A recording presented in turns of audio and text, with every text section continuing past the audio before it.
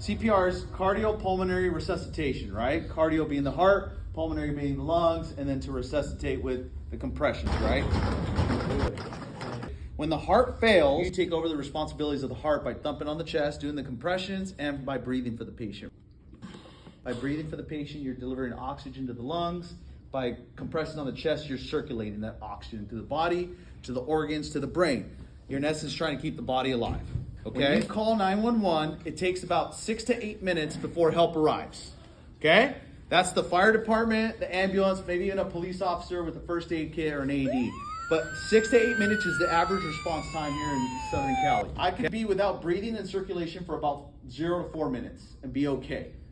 4 to 6 minutes though, now brain damage is possible, organ damage possible, okay? 6 to 8 minutes, brain damage likely, organ damage likely, and then after 10 minutes, my chances of survival are pretty much none. What's the leading cause of death in the States?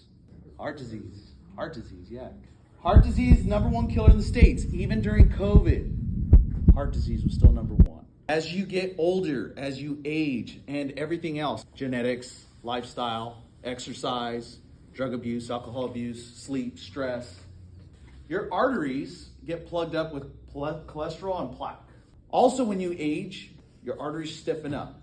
So now you got cholesterol, plaque, and they stiffen up. Where it gets to a point where there's not enough blood flow to a certain area of the heart gets damaged. It becomes ischemic. That, left untreated for too long or it just gets really bad, can leave your heart rhythm into an abnormal heart rhythm called ventricular tachycardia or ventricular fibrillation. So a normal heartbeat is something like this. 2 chambers on the top called the atriums, 2 chambers on the bottom called the ventricles. When it gets damaged from lack of blood flow to a certain area, it goes into ventricular tachycardia or fibrillation. That doesn't cause circulation through the body.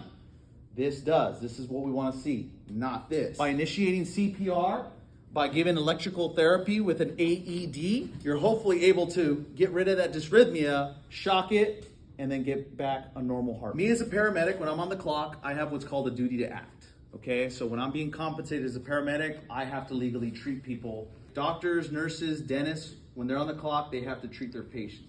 Even though you're CPR first aid certified, you're not legally bound to help those people. There's risks and responsibilities that come into play with that.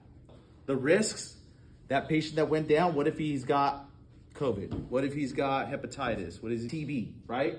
If they have bloodborne pathogens, you're exposed to that. And when people die, when people go into cardiac arrest, when their heart stops, when they're not breathing, it's not pretty.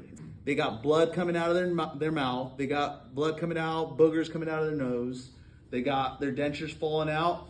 And I can't tell you how many times I've gotten on the floor to do compressions, and when I get up, my knees are all wet because they urinated themselves. They defecate themselves.